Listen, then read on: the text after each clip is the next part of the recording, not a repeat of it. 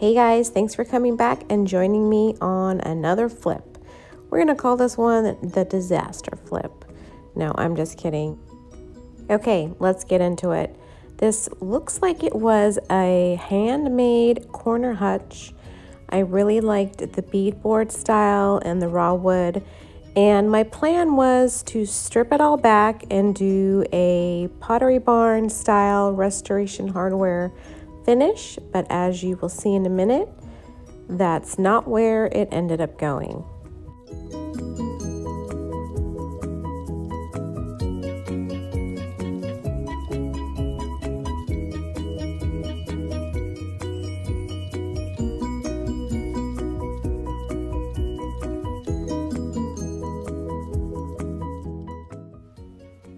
So here I am putting my jigsaw down to cut the corbel off the top. And I must have forgotten to press record at that point. At this stage in the flip, it was all about getting that gray paint off, and it was pretty thick, so I was using any means necessary.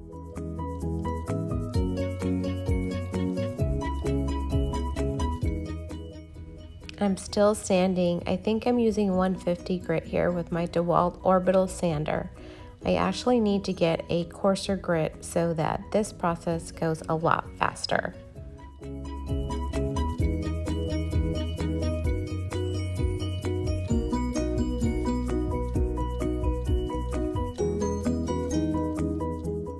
Some of you guys have asked me how I attached my vacuum to my sander, and these are some tube pieces that I got from Rockler Hardware.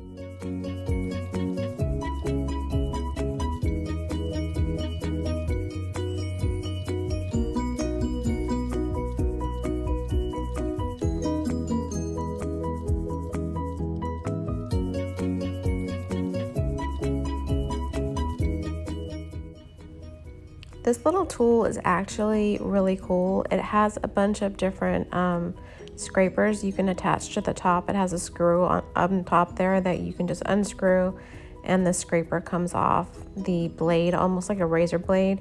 And it has different edges to get into different sorts of shapes and crevices. I'll link it below. Here we go into the final stretch, or what I thought was the final stretch. I remember I said I wanted to do a paint wash on this, so I used some of my general finishes, chalk paint and linen, and went to do a wash, and it looked really, really good, you guys. I really liked it. I painted the whole entire piece with this wash, as you can see, and then I waited for it to dry.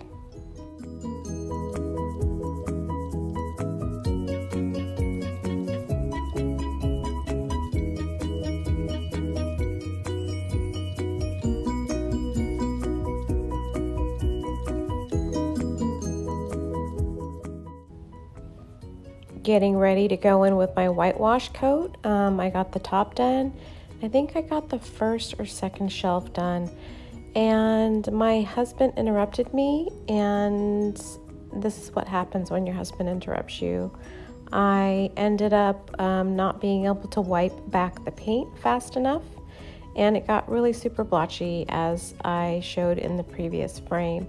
So now I'm just sort of losing my mind. I've got a glove in my mouth because, you know, no germs on that at all. And I've decided that I'm going to take off the back so that I can go ahead and sand back the wash without hurting myself. And yeah, this, I think I loosened a little bit and started to pry it off, and heard lots of cracking with the wood, and stopped and hammered everything back in place. Okay, back to blotchy mess. Didn't take the back off. I went with plan B, which was to paint the whole thing white, and that's what I did. So yeah, how do you like that t-shirt? That's from my sister-in-law's cafe where she works in Sheridan, Wyoming, called oh my gosh, what's it called? Oh, Buffalo something? Yeah, there it is. Bison Union.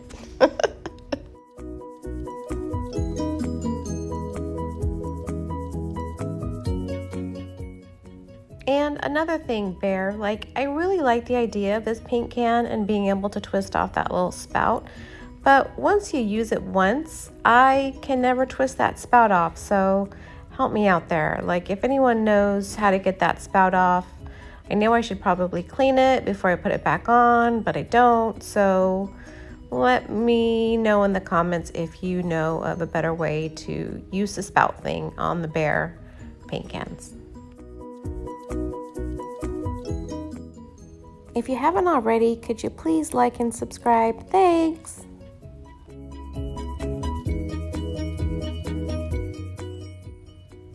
I really love using these foam rollers when painting. It gives a really smooth finish and no brush strokes.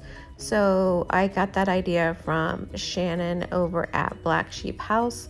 I love all her tutorials and just how easygoing she is when she paints. She's very relaxing, so go check her out. So I'm just using a foam brush to get into those little beadboard crevices. Before I go in with the roller, I'm filling everything in and then going back with the roller and smoothing everything out just to give a nice smooth finish. I know my camera angles are a little awkward at this point. I am still using my phone and to film everything. I would love to get a newer camera. Not using a phone, I'm not really sure. I don't know that I want to pull the trigger on that yet. I don't know. I'm not sure that I want to spend that money. I do want to spend the money, but I'm afraid. Yeah, that's it. I'm afraid. But I am going to the Haven conference at the end of this month. So it's all about DIY content creators and information. So hopefully when I go there, I will be able to figure out exactly what I want to film and record, and that will work for me.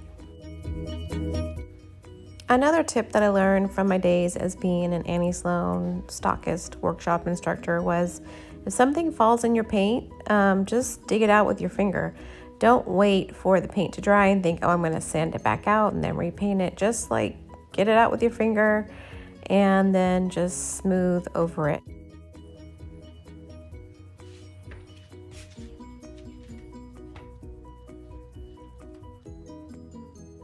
Hey guys, thanks for joining me today. I have been filming this corner cabinet and I ended up having to fill some holes in after I painted. I thought I could get away with not filling them in, but as you can see here, can you see that? The, what do you call that? DAP? Silly putty? No, it's not silly putty. Spackling. The spackling has dried, so now I need to sand off the excess, and I'm gonna go ahead and go back in with a second coat after I finish sanding all of these little edges smooth.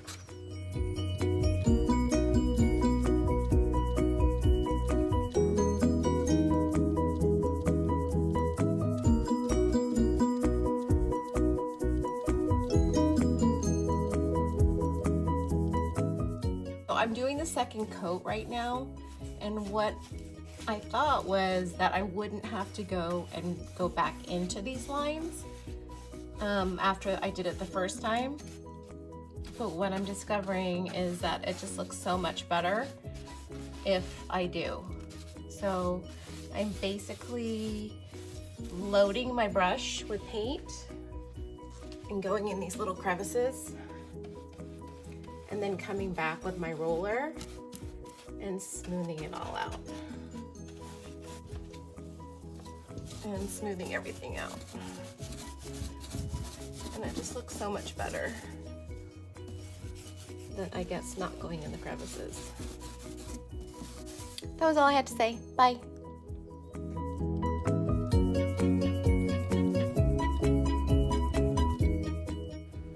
Okay guys, here she is. This is the final reveal, and I think she looks amazing. I know I say this with every flip, but I am so happy that I ended up painting her white. What do you guys think? Please let me know down below in the comments, and if you haven't already, please subscribe so that I can continue to make more videos for you.